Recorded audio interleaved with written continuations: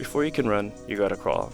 And before you make your dream game, you gotta learn the basics. That's one of the major reasons we make small games, to learn how to make mechanics or test out ideas for our bigger projects. So in this video, I want to give you a guide on how to make small games and walk you through the creation of my game, Ascent Flora. A lot of what's said here can apply to making any game really, but this is more targeted to developers who want to make smaller games, like prototypes, or developers making their first few games. Just as an overview of my game so we're on the same page, my game is a simple platformer just to test out exploration and making the trinket system from a few games I like. So making our small project can be broken up into a couple phases, the first one being the planning phase. This isn't a requirement, but ask yourself, why do you want to make this game?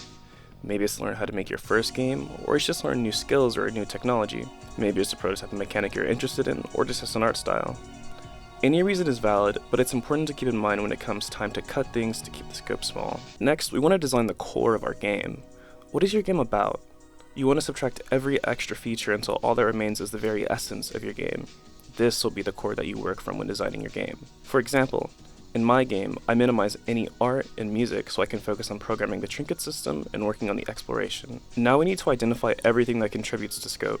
This can be things like sound effects, music, art, writing, programming. If anything seems like it'll get in the way, try to find a way to minimize it. For example, if art seems like it'll bottleneck your progress, you can always download a free asset pack off a site like itch.io. At this point, you may have noticed there are basically no animations, just using simple frames to get the idea across, and I completely omitted any sound effects because I felt like it didn't really add much to the overall project and to the experience that I was trying to make. At this point, you may want to have some way to organize the things you need to do. You can make a small game design document or a to-do list. Anything works as long as you're comfortable using it.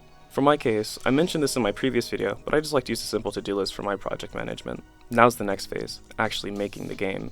Now that we have a decent idea of what we want to make, and something to help us keep track of the project, we can actually start making the game. Firstly, we want to do our core mechanics first and find the fun. This is the heart of your game. Before you make anything else, you need to make the core mechanics of your game. From there, you can tweak and experiment with them until you find the fun. Finding the fun is hard to describe, but a good indicator that you've found the fun is that you find yourself looking forward to messing with the mechanic when you're not working on the game, or find yourself burning time just playing with the bare bones mechanics. In my game, this happened when I was making the climbing mechanic. I found myself just wanting to climb everything I could just for fun. At that point, I knew, hey, maybe this mechanic has some potential. From this point forward, getting playtesters is really important, even just for our small games. Playtesting itself is a massive subject that I can dedicate a whole video to in the future, but essentially, as the developer, you spend hours on end with your game. You know every little detail about it, so things that make sense to you may not be obvious to someone coming to the game for the first time. You want to get fresh feedback on the game every so often so you can see what does and doesn't click with players. Just keep in mind that you don't need to agree with all the feedback you get. You just need to listen carefully and identify any commonalities between the feedback.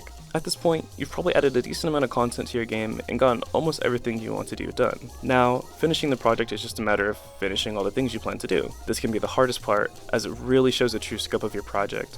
It's not impossible to reduce the scope of your project at this phase, but depending on your project, it may be difficult to remove and refactor things to accommodate a different scope. But if you've gotten through all of this, planning your game, making sure the scope is reasonable, and actually going through and making the content for your game, seeing it through start to finish, congrats, you're done. Give yourself a pat on the back because, honestly, a lot of developers don't even finish their first game, so finishing anything is a really big deal. I hope this quick and simple guide helped you a lot in trying to figure out how to make your first game perhaps, or just how to scope down games to make them smaller and more manageable for you. To end everything off, I kind of want to talk about how I feel about how my project came out, Ascent Flora.